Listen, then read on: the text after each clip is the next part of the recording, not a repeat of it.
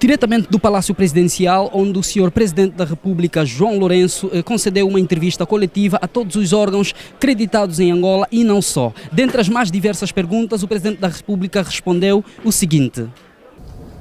Muito bom dia, senhores jornalistas. Obrigado pela vossa presença aqui no Palácio Presidencial. Vou procurar fazer o meu melhor no sentido de ir ao encontro das expectativas criadas, porque, aliás, só assim terá valido a pena que alguns jornalistas tivessem feito o sacrifício de abandonar as suas redações e desembarcarem na cidade de Luanda. Portanto, mais uma vez, muito obrigado pela vossa presença e coloco-me desde já à vossa inteira disposição. Com relação ao Fundo Soberano, eu não diria que vou exonerar, mas pode vir a acontecer.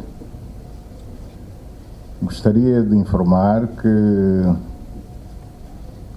foi contratada uma empresa idônea para realizar um diagnóstico às contas do Fundo Soberano e, na sequência do trabalho dessa empresa, o Ministério das Finanças apresentou-me uma proposta de medidas a tomar no sentido de passarmos a ter um controle mais efetivo dos dinheiros postos à disposição do Fundo Soberano. Portanto, estou a analisar essas medidas propostas e é muito provável que nos próximos dias elas venham a ser implementadas. Sr. Presidente, nesses primeiros 100 dias de governação, de uma forma geral, na sociedade angolana perpassa a ideia da existência de um mal-estar entre o Sr. Presidente e o ex-Presidente da República. A minha pergunta é: existe ou não crispação entre o Sr. Presidente da República, João Lourenço, e o ex-Presidente da República, José Eduardo dos Santos? Obrigado. Bom, talvez estejamos a olhar com olhos diferentes. Eu não sinto essa crispação nas nossas relações. As nossas relações são relações normais, sobretudo de trabalho, relações entre o presidente de um partido e do seu vice-presidente do partido, relações entre o presidente do partido que me apresentou como candidato e do hoje Presidente da República.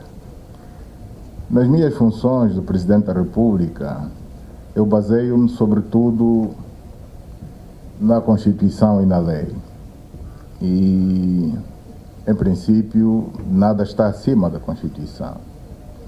O Presidente do partido, enquanto Presidente do partido, fundamenta a sua ação em algo que se chama estatutos do partido. Portanto, estamos em campos distintos.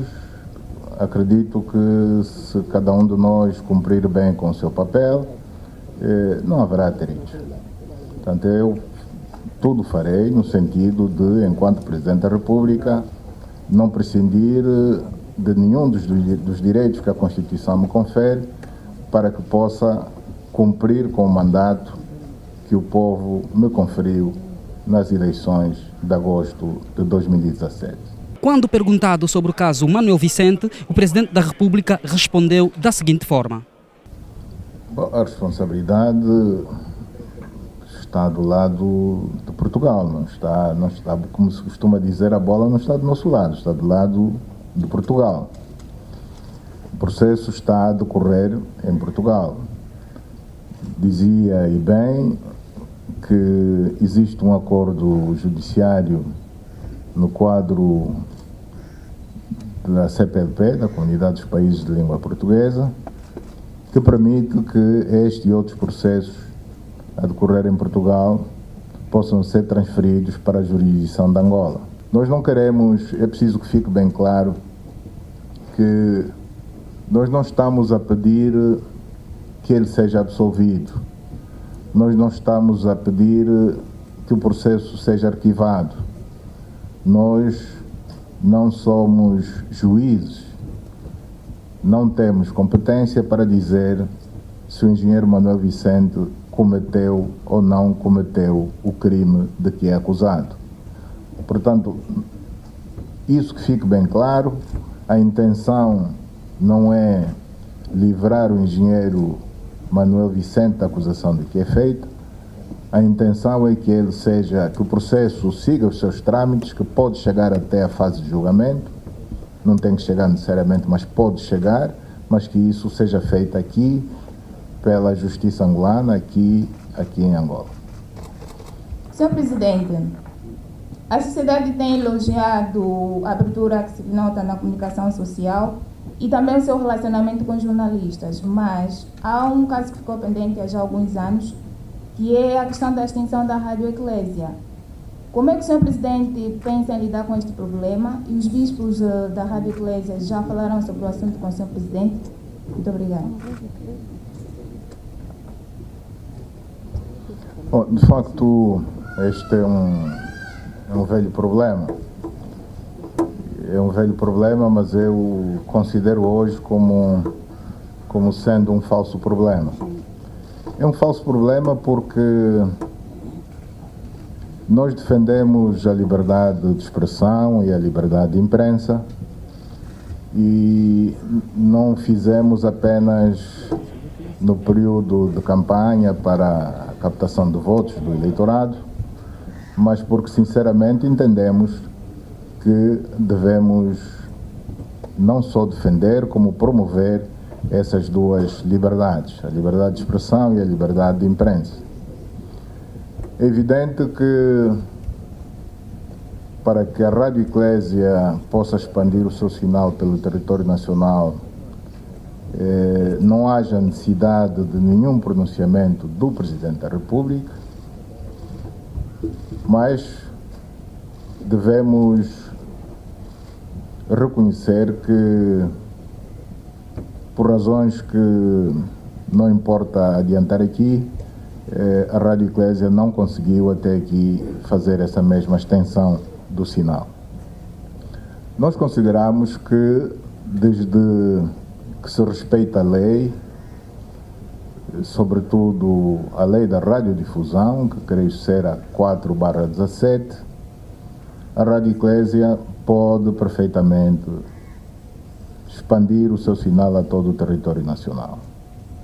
Se tem os investimentos feitos para que assim possa acontecer, pode começar de imediato, se não, que se prepare, que faça os investimentos necessários e na certeza de que da nossa parte nós não encontramos problema absolutamente nenhum em que a Rádio Eclésia estenda o seu sinal ao território nacional. No que depende de mim, a Rádio Eclésia tem as mãos livres, estenda o seu sinal ao território nacional. Por exemplo, decorre nas redes sociais, né, reações, por exemplo, da deputada Gisele dos Santos, né, que diz que não deverá ser a rescisão do contrato com a Semba Comunicação, neste caso, nesta última que terminou a 31 de dezembro. Muitos comentários também dos jornais privados dizem que falam em perseguição aos filhos do anterior presidente da República. Eu penso que isto é uma forma incorreta de se analisar o problema. Em primeiro lugar, eu não sou diretor da TPA. Quem rescindiu o contrato com a empresa que geria o Canal 2 e a TPA Internacional, quem rescindiu o contrato foi a TPA. Segundo, nós não perseguimos pessoas. Tanto quanto sabemos das razões da rescisão desse mesmo contrato, é que o contrato era bastante desfavorável ao Estado. O contrato foi assinado numa determinada conjuntura. Hoje a conjuntura é diferente. Constatou-se que Os termos do contrato são bastante lesivos aos interesses do Estado. E se não for o Estado a defender os seus interesses, quem o fará? Tem que ser o Estado. Neste caso, a TPA, que é a empresa que neste domínio representa o Estado. Ela não fez outra coisa senão defender os seus interesses, ou seja, os interesses do Estado. Há pessoas que ocupam funções de topo, que têm bons salários, boas regalias que o Estado lhe dá e mesmo assim deixam-se corromper. Portanto, o fenómeno de corrupção em Angola atingiu os níveis que atingiu por aquilo a que nós temos vindo a falar bastante nos últimos dias, a chamada impunidade. Portanto, só a impunidade é responsável pelos altos níveis de corrupção que se atingiram no nosso país. Porque as pessoas veem que há enriquecimento ilícito de pessoas que não conseguem justificar essa mesma riqueza, porque não é riqueza que vem do seu trabalho. Eu há dias dizia que nós não estamos contra os ricos, antes pelo contrário. Queremos mais ricos do que Angola tem, mas que sejam ricos que nos dignifiquem. Portanto, a corrupção acontece devido à impunidade. Sr. Presidente, certamente que tem noção da popularidade que tem no país. Basta ver os órgãos de imprensa, basta ver as redes sociais, o que significa que uma grande maioria dos angolanos gostam do senhor. Minha pergunta tem mais a ver com o fé diverso e é do sentido contrário. O senhor está a gostar de ser o nosso Presidente?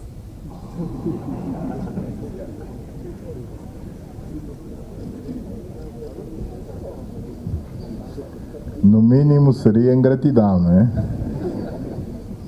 Se não gostasse daqueles que me elegeram, no mínimo seria ingratidão. Eu não sou ingrato. Obviamente que estou a gostar. É trabalhoso, mas quem corre por gosto não se cansa, como soe dizer-se, não é? E os jornalistas também fizeram as suas análises diante do pronunciamento do senhor Presidente da República. Deixemos de pensar que isto é alguma novidade. Não, é um exercício normal que tarda. E nós, como jornalistas, devíamos perguntar por que tão tarde. Não interessa quem é agora o titular. Mas, em democracia, estando escrito no texto e a realização prática, é normal esse contacto entre quem dirige e o público, quem dirige os eleitores, quem dirige a comunicação social. Esperemos é que a prática tardia agora seja uma prática rotineira e não só com coletivas, mas também com entrevistas que podem ser dadas individualmente a órgãos de comunicação social. Portanto, se queremos que as coisas possam fluir na normalidade, temos é que dar corpo à expressão democracia, à expressão democrata. Como jornalista, qual é a apreciação que faz das respostas do Sr. Presidente, assim como também dos seus pronunciamentos quando das mais diversas perguntas feitas? Bem, eu analiso esta entrevista, que foi anunciada como conferência de imprensa e passou a entrevista em duas questões. A primeira é que o Presidente driblou os jornalistas, né? Essa é a primeira. E a segunda é que o ato aconteceu. O ato aconteceu é um marco para o jornalismo angolano e vamos esperar os próximos desafios. Agora, na questão do driblar, eu ressalto três grandes questões. Primeiro, a questão do 27 de maio, colocada pelo colega da Reuters. Eu acho que o Sr. Presidente percebeu muito bem que o colega quis saber e preferiu não responder. Segundo, a questão que foi colocada pelo colega da Rádio 2000 em relação aos incentivos. Eu gostava de recordar ao Presidente da República que a lei da imprensa, no seu artigo 15º, diz que o Estado deve incentivar a comunicação social e não olhar só para os órgãos públicos. Eu acho que o Presidente falhou e falhou ainda mais porque o ponto 4 do Manifesto Político do MPLA e Plano do Governo fala na sua linha 1.2.4 que o MPLA vai incentivar financeiramente a comunicação social em função do peso que a mesma tem para o contexto da sociedade.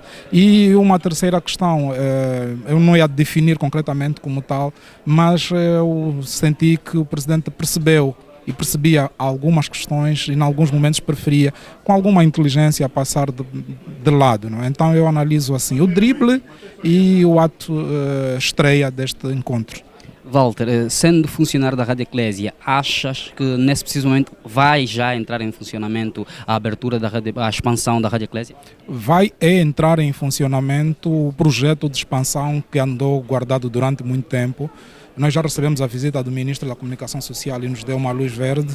O que o Presidente da República disse nesta entrevista, a grande entrevista, foi claramente dizer que a Rádio Eclésia tem autorização do Executivo para começar a emitir. Certamente que a Rádio Eclésia se vai preparar para este desafio de forma mais acelerada, já se tem estado a preparar, mas depois de tudo isso é só acelerar o processo e oferecer aos ouvintes o espaço nacional. Diretamente do Palácio Presidencial, Augusto Prata, Madaleno Caponde e Dimitri Fundanga.